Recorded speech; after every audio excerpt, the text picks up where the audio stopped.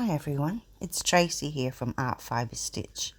I'm just showing you what we're catching up on. See that lovely fabric? I thought it looked like tree trunks. Part 1 we looked at different fabrics we could use in the background to really change the flavour of this. But I ended up choosing this one, which is like a twilight moonlight kind of scene.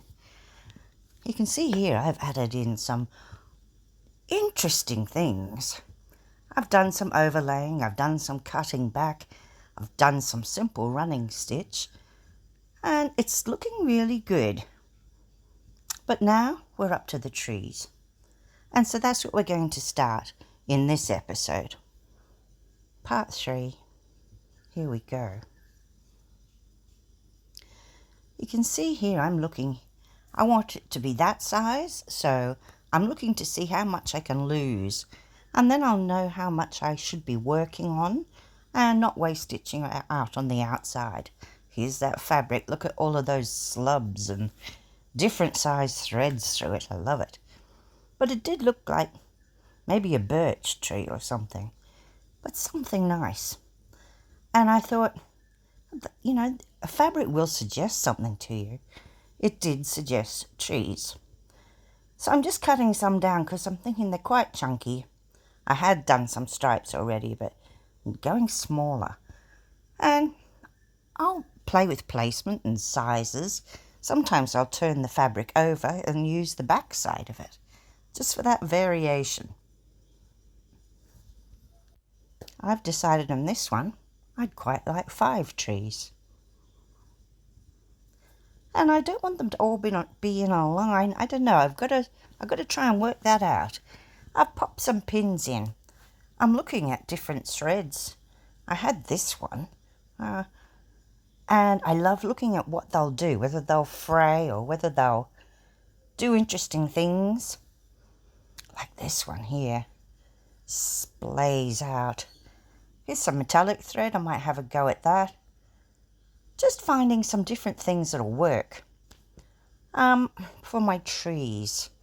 But what I've decided is I want some darkness on one side and some light on the other, as if the moonlight is poking through.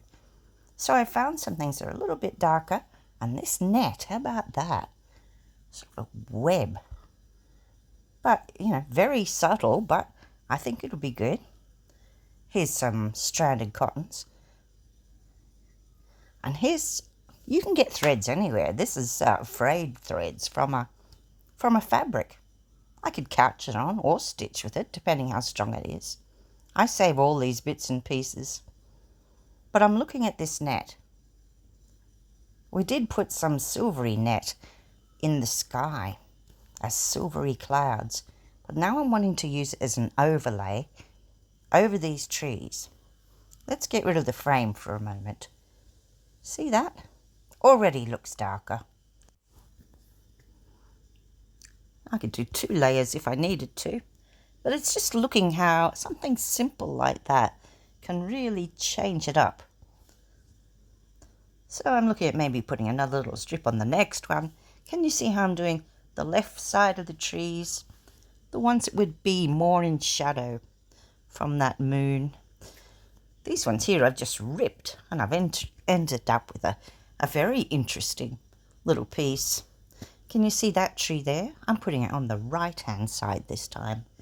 I want the moon to be appearing between those 2 trees and lighting up, you know, those edges that I think the moon would be touching. So when I think I've got it right, I'm just going to pin those bits of brown on whilst I'm thinking of something else. The tree on the left, that's my largest tree. I want it to sort of disappear out the frame. I kind of think it needs more texture or darkness or something. I'm starting with this little scrap of linen that was on my desk. I love linen and the loose weave because you can pull it, see, like this. Get these great shapes in it. You can still see behind. So I'm thinking if something like that went down and then the net on top of it, I'll just trim it down a little bit. Net on top. Yeah. And now I'm looking at these wonderful ribbons that I have. Well, not ribbon. I really don't know what it is. kind of like a knitted ribbon. Shiny, beautiful, and they just fray out like this. And I always play with different yarns and things to see what they'll do. But look at that. I think, see how that's added another little bit. Now it'll depend how much of that tree is showing, won't it, as to where I'll put it. Be a waste if I put it in the bit that goes under the frame. So I spent a little bit of time playing with that. I'm grabbing out some threads now. I have some dark brown. I also got some lighter brown out. Stranded cottons come in so many different lovely colours, and it's very versatile. There are 6 strands in all. I cut a length and then I divide it up. I'm thinking I'm going to use 3 to start with. That'll create a darker line. And this larger tree, I think it would carry that easiest. I'll probably use only 2 strands on the smaller trees. So I'm separating it out. I'm putting it in a needle. I'm knotting the other end. And I'm going to use it to couch these little bits and pieces down. I've also grabbed a thread that had frayed off from that material I showed you earlier. That'll create a nice bit of texture in there. So I'm going to start with underneath. I'll bring the needle up and I'll just start stitching. And I'm just going to do running stitch, making sure I manage to capture these things. And I'll go up and then I'll come back with whatever's left of my thread. And I'm trying to couch that in as well. So sometimes I'll go over it. See that thread there? I mean, do look at where you might get threads. I'm quite often pulling materials apart. Something will fray off the edge and I'll think, oh, I could use you. So, you know, it's a good idea. As long as I manage to capture some of it, I'm going to be happy with that. And I don't have to do a straight line. I'm really not very happy with doing straight lines.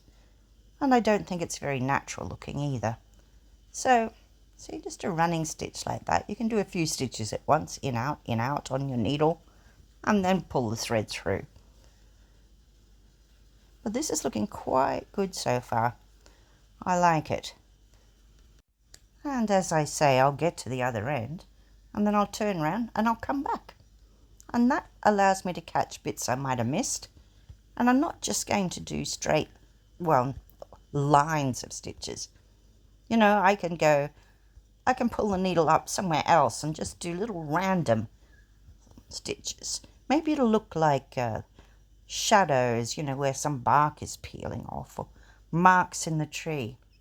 Just use your imagination. But remember, it doesn't have to be perfect. When I finished with the thread, I pulled it through to the back, do a couple of stitches and snip it. Here's that lighter brown I was talking about. I think both of those are going to work. Now, as I was saying, I've got quite a bit to do there on those dark areas, but I am going to add highlights on the other side because I want it to be like the silvery edge that the moon is just glowing on the edge of our tree. So you see how I'm bringing something else in here? That's that same ribbon, or knitted ribbon. And here's a different one. And I found that one, when I pull it, it's silvery. It fizzes up. Looks great. So that's what's going to be my highlight. Just subtle. And I'll use a lighter thread. Maybe even a cream colour. And I'm just going to hold it down and go down that edge. And that's holding down the tree. That's holding down the highlight. That's holding down those layers. And it's looking quite good. Creativity and expression is all about inventing in your own head and not being frightened to try something new. Pull apart fabric, see what they do, try it. Do you like it? Take a step back. Try something else. Well, you can see I've nearly finished that one tree there on the left. And I'll go through now and I'll just add on the darker shading. As I have here, you can see this second one. See the second tree? It's just random, those stitches. I've done one line up just to kind of hold it down, but I've also done these little random stitches. I think it looks good. So I'll do a bit more to the others. As I'm getting to these smaller trees, I'm using only 2 strands rather than 3 of this dark brown.